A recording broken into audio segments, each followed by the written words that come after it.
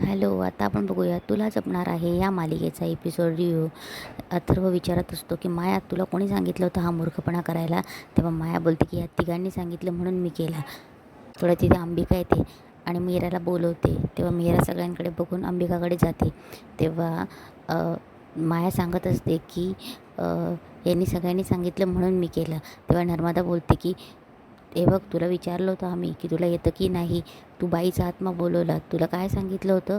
तेव्हा माया बोलते की शांत बसा तुम्ही, तुम्हाला मी सांगितलं होतं ना की त्या जवळपास कुठलाही आत्मा असेल तर तो येऊ शकतो, कळलं ना?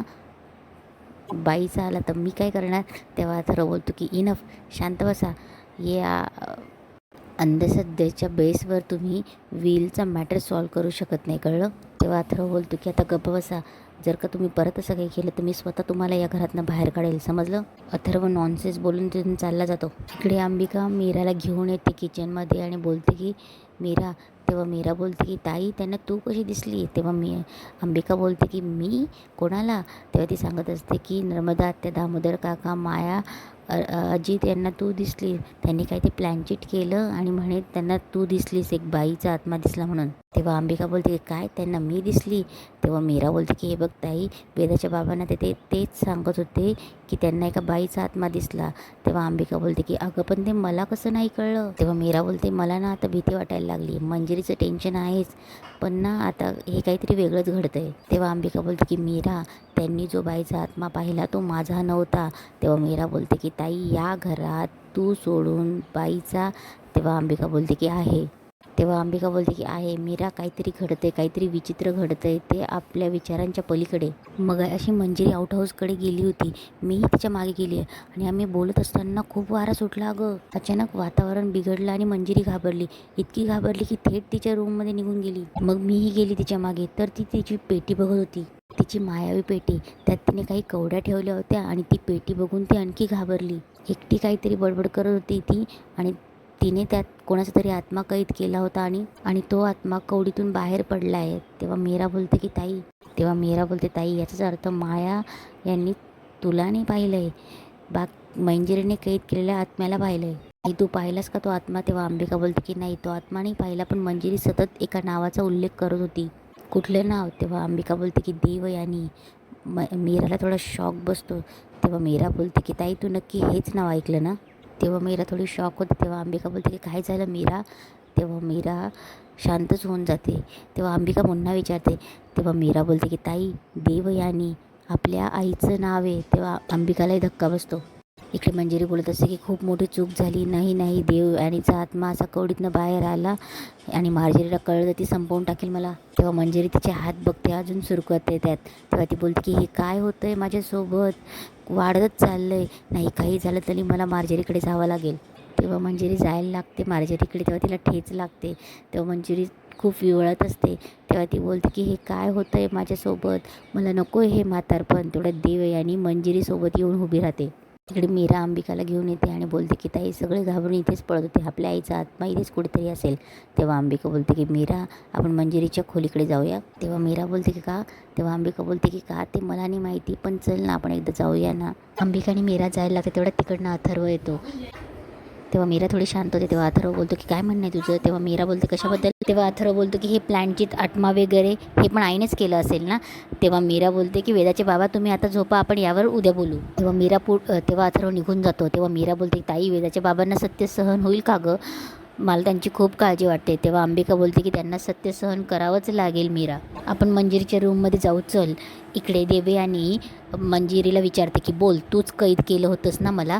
तेव्हा मंजिरी घाबरते आणि बोलते की मी काही नाही केलं देवयानी. तेव्हा देवयानी बोलते की खोटं बोलू नकोस मंजिरी, इतकी वर्ष मी अंधारात तडफडत होते, एक एक क्षण मरणापेक्षा भयंकर होता माझ्यासाठी, हे सगळं तुझ्यामुळे झालं. तेव्हा मंजिरी बोलते की मी खरं सांगते, मला काही नाही माहिती. तेव्हा देवयानी बोलते की खरं सांग, का जीव घेतलास माझा? इतकी वर्ष माझा आत्मा का कैद करून ठेवलास तू? तू माझ्या नवऱ्याची शिष्य होतीस ना, मग का असं केलंस तू? माझ्या मुली, माझी मीरा, माझी राधा कुठे आहेत त्यांचं काय केलंस तू, सांग. तेव्हा देवयानी मंजिरीचा गळा धरते. मंजिरीचा गळा मंजिरी पकडते. मंजिरीच्या हाताला पूर्ण सुरकुते असतात. मंजिरी तडफडत असते. तेवढ्यात मीरा आणि अंबिका दरवाजा ओपन करतात. ते सगळं हा प्रकार बघतात. तेव्हा मीरा बोलते की आई. तेव्हा देवयानी तिच्या दोघी मुलींकडे बघते. त्या एकमेकांकडे बघून हरवून जातात. मीराही रडत असते, अंबिका मीराकडे बघत असते आणि तेव्हा देवयानी बोलते की राधा, मीरा. तेव्हा अंबिकाही बोलते की आई. तेव्हा त्या एकमेकींकडे बघून रडत असतात तिघीजणी. मंजिरी त्या तिघींकडे बघत असते. तेव्हा त्या अडगळीच्या खोलीत येतात. दोघी मुलींची आई त्यांना मिठी मारत असते.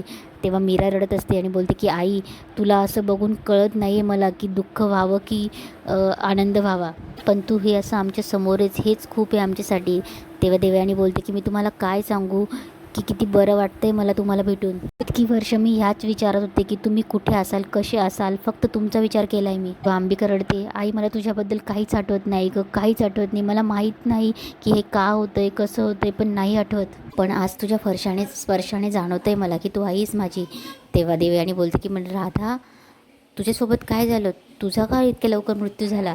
तेव्हा मीरा बोलते की आई, आपल्या सगळ्यांचा गुन्हेगार एकच आहे, मंजिरी. तिने तुला मारलं, नंतर ताईला ती इकडे घेऊन आली अनाथ आश्रमात, तिचा भूतकाळ पुसून टाकला. ताईला या अगोदरचं काहीच आठवत नाही आहे. तिचं लग्न दादासाहेबांच्या मुलाशी म्हणजेच अथर्वशी लावून दिलं. या दोघांना गोड मुलगी झाली वेदा. देवयानीला पण खूप गोड वाटलं की तिला एक नात आहे म्हणून. तेव्हा मीरा बोलते की ताई, मला वाटलं की मंजिरी ताईचा आधार आहे, पण नंतर आम्हाला कळलं की ती तिचा उपयोग करून घेत होती. वेदाचा जन्म झाल्यानंतर मंजिरीने ताईचा बळी दिला अगं, आणि ताईचा आत्मा कैद करून ठेवला. आणि एवढंच नाही आई, मग तिने वेदाचा जीव घेण्याचा प्रयत्न केला, खूप प्रयत्न केला. मग तेव्हापासून मला ताई आत्म्याच्या स्वरूपात दिसते. वेदाला वाचवण्यासाठी ताई मला या घरात घेऊन आली, आणि मग ताई वेदाला वाचवण्यासाठी माझं लग्न अथर्वशी म्हणजेच वेदाच्या बाबांशी करून दिलं. आमची इच्छा नसताना हे लग्न झालं, पण वेदाचा जीव वाचवणं हे मला जास्त महत्त्वाचं वाटलं, म्हणून मी हा निर्णय घेतला. पर्यंत या घराला आणि वेदाला वाचवण्यासाठी आम्ही आमचे प्रयत्न करतोय. आजपर्यंत हे काय घडतं हे आम्हालाही माहीत नव्हतं, मला काहीच कळत नव्हतं अगं आई. नंतर बाबा आले घरात आणि त्यांनीच सगळं सांगितलं. तेव्हा देवयानी विचारते की तुमचे बाबा कुठे आहेत, ते कसे आहेत ते. तेव्हा मीरा बोलते की आई, तू गेल्यापासून बाबा स्मशानातच राहतात. तिथे राहून त्यांनी अघोरी विद्या शिकली आणि मंजिरीचे सगळे डाव उधळून लावले. आई, तुला माहिती आहे, अंबिकाताईच माझी राधाताई हे बाबांनी शोधून काढलं. त्यानंतर बाबा घरात आले. त्यांनी गुरवांना सगळी कहाणी सांगितली. मंजिरीने काय काय केलं हे सगळं सांगितलं, पण आई त्यांच्यावर कोणीच विश्वास ठेवला नाही. त्यांना खोटं ठरवून हाकलून लावलं अगं, पण माझ्या बाबांवर पूर्ण विश्वास आहे. माझे बाबा कधीच खोटं बोलू शकत नाही, कधीच नाही. तेव्हा अंबिका बोलते की आई, पण हे मंजिरी का हे कळते ना, हे कळतच नाही अगं. तुला माहिती आहे, तिचं ना एक असं वेगळंच मायावी विश्व आहे अगं. ती सतत तिकडे जात असते आणि काहीतरी मिळवत असते अगं शक्ती. ते मार्जरी मंजिरीला बोलते की मंजिरी, तू हे काय करून ठेवलंयस, तुला कल्पना आहे का किती मोठी चूक झाली आहे. इतकी वर्ष आपण जे कष्ट केलं, सगळं वर्चस्व एका क्षणात उद्ध्वस्त केलंयस तू. सगळे कष्ट, सगळ्या साधना संपलं. तेव्हा मंजिरी बोलते की मार्जरी, मी खरंच सांगते, मी काहीच नाही केलंय. तेव्हा मार्जरी बोलते तुझ्या निष्काळजीपणामुळे हे झालंय. तेव्हा मार्जरी बोलते तुझ्या पोकळ आत्मविश्वासामुळे झालंय की मला कोणीच काही करू शकत नाही, माझं कोणीच काही बिघडवू शकत नाही असं म्हणायचीस ना तू. तेव्हा मंजिरी बोलते मार्जरी, मी खरंच सांगते, मला कसलाच संकेत मिळाला नाही. मला हे कळत नाही की तुलाही कसलाच संकेत मिळाला नाही का. तेव्हा मार्जरी बोलते आता तुला यात माझा दोष दिसतोय. तेव्हा मंजिरी बोलते की नाही मार्जरी, मी तुला दोष देत नाही, पण आता इथून आपण कसं बाहेर पडायचं ते विचारते. तेव्हा मंजिरीला त्रास होत असतो. तेव्हा मंजिरी मनात बोलते की मार्जरी, हे काय होतंय माझ्यासोबत, मला म्हातारपण नकोय. इकडे मीरा बोलत असते की हे समजून घेणं खूप कठीण आहे, आम्ही सुद्धा तोच प्रयत्न करतोय. आता आम्ही त्या मंजिरीचं सत्य बाहेर आणण्याचा प्रयत्न करतोय. तेव्हा देवयानी बोलते की माझ्या मुलींना इतका त्रास दिला तिने, मी सोडणार नाही ते दृष्ट बाईला. तेव्हा अंबिका बोलते की आई शांत हो, आम्हालाही तिचा खूप राग येतो, कधी कधी असं वाटतं की तिचा जीव घ्यावा, पण ती मंजिरी सामान्य स्त्री नाही आहे, मायावी आहे अगं, तिच्याकडे शक्ती आहेत अगं. आणि तिच्याकडे किती शक्ती आहे, कसल्या शक्ती आहे याचा आम्ही पूर्ण अंदाजही लावू शकलो नाहीये. तेव्हा मीरा बोलते तिचं मरण नेमकं कसं असेल, मुळात ती मरू शकते की नाही हेच आम्हाला माहीत नाहीये, पण तिचं सत्य सगळ्यांसमोर आणणं कदाचित हेच तिचं मरण असेल. देवी आईची सुद्धा हीच इच्छा आहे. तेव्हा अंबिका बोलते की इतकी वर्ष ही मंजिरी खोटा आधार घेऊन जगत आली आहे, जेव्हा तिचं सत्य सगळ्यांसमोर येईल ना, तेव्हा ही मंजिरी संपलीच. कारण हे आपल्याला करावंच लागेल आई, कारण मीराच्या संसाराचा प्रश्न आहे, कारण तिच्या आयुष्याचा प्रश्न आहे. इकडे मंजिरी बोलत असते की मार्जरी, देवयानीचा आत्मा त्या कवडीतनं बाहेर आला, आता आपल्या विरोधात लढायला आणखी एक आत्मा तयार होईल. नाही, काही झालं तरी त्या देवयानीचा आत्मा आपल्याला कवडीत कैद करावाच लागेल. तू माझी अवस्था बघतेस ना, मला हे सगळं सहन होत नाही, मला हे म्हातारपण नको आहे, मला उपाय सांग मार्जरी. तेव्हा मार्जरी बोलते की तू आता म्हातारपण टाळू शकणार नाहीस, आपले एवढ्या वर्षाचे कष्ट वाया गेले. तेव्हा मंजिरी बोलते की मार्जरी असं बोलू नकोस, काहीतरी उपाय असेल ना. तेव्हा मार्जरी बोलते आता फक्त एकच उपाय आहे. तेव्हा मंजिरी बोलते की काय. तेव्हा मार्जरी बोलते तुझी शक्ती परत मिळव, त्यासाठी तुला तुझा कालमणी मिळवावा लागेल, तुझ्या गळ्यात तू घालावा लागेल, तरच काहीतरी शक्य होऊ शकतं. पण तुला शक्य आहे का, आहे का शक्य, बोल. आणि तेच आजचा एपिसोड संपतो.